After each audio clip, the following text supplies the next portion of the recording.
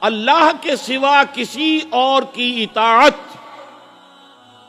جس سے اللہ کی معصیت لازم آتی ہو، شرک۔ لا طاعت لمخلوق فی معصیت الخالق، مخلوق میں سے کسی کی اطاعت نہیں ہوگی یہ اس معاملے میں جس میں خالق کی معصیت لازم آ رہی ہے۔ ہاں، خالق کے احکام کے اندر والدین کا حکم بھی مانو، اطاعت کرو، اساتذہ کا حکم مانو، کسی اور کو اپنا لیڈر مانا ہے اس کا حکم مانو، لیکن ناٹ بیونڈ، وہ جو سرکل ہے کتاب و سنت کا اس سے باہر نہیں۔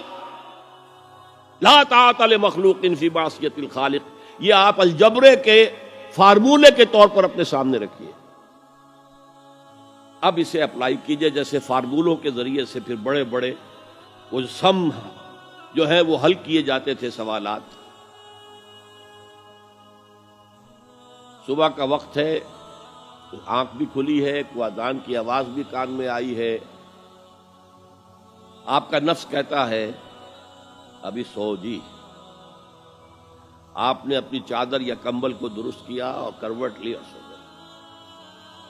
یہ کیا ہے؟ آپ نے کس کا حکم پیچھے پھینکا اور کس کا حکم مانا؟ اللہ کے حکم کو پیچھے پھینک دیا، نفس کے حکم کو آگے رکھا۔ یہ شرک، اس شرک کو جاننے والے بہت کم ہیں۔ مولانا روم نے خوب کہا تھا، نفس ما ہم کم ترس فرعون نیست لیکن ایراعون نیست۔ میرا نفس بھی فرعون سے کم نہیں ہے۔ فرعون نے کہا تھا نا الیس لی ملک مصر وہذہ الانہار تجری من تحتی، کیا اس ملک مصر کی حکومت میری نہیں ہے؟ اور سارا جو یہ آب پاشی کا نظام ہے، انہار کا نظام ہے، وہ میرے کنٹرول میں نہیں ہے؟ جس کا چاہوں موگا کھلا رکھوں، جس کا چاہوں بند کر دوں۔ یہ تھا خدائی کا دعویٰ، انا ربکم الاعلی۔ تو مولانا روم کہتے ہیں میرا نفس بھی اس سے کمتر نہیں ہے۔ وہ کہتا یہ جسم میرا ہے، اس پر میرا حکم چلے گا، میں نہیں جانتا کون اللہ کون رسول، کیا حرام کیا حلال۔ تو فرعون سے کم تو نہیں ہے میرا نفس، لیکن اراعون اس کی بہت مدد تھی، فوج تھی، لاؤ لشکر تھا، تو اس نے زبان سے بھی کہہ دیا کھل کر انا ربکم الاعلی۔ میں مسکین ہوں، غریب ہوں، میرے پاس کوئی طاقت نہیں ہے، میں زبان سے تو کچھ نہیں کہہ سکتا، اندر سے میرا نفس یہی کہتا۔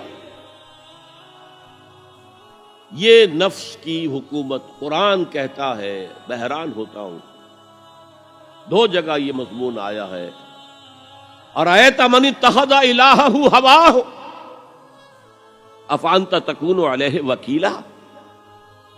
اے نبی تم نے دیکھا اس شخص کو، اس کے حال پر غور کیا جس نے اپنی خواہش نفس کو اپنا الہ بنا لیا ہے۔ اللہ اکبر،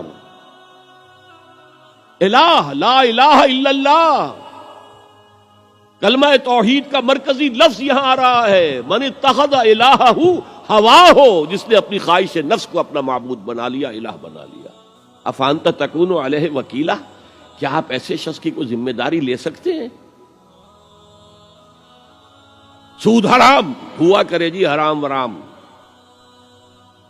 ہمارا دھندا جو ہے وہ آگے بڑھ نہیں سکتا، تو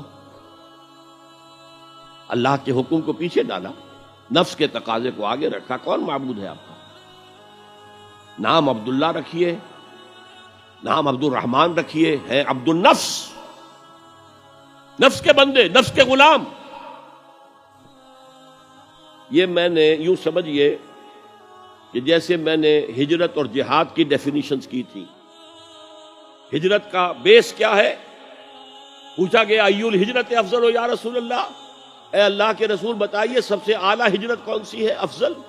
فرمایا ان تہجر ما کرہ ربک، ہر اس چیز کو چھوڑ دو جو تمہارے رب کو پسند نہیں۔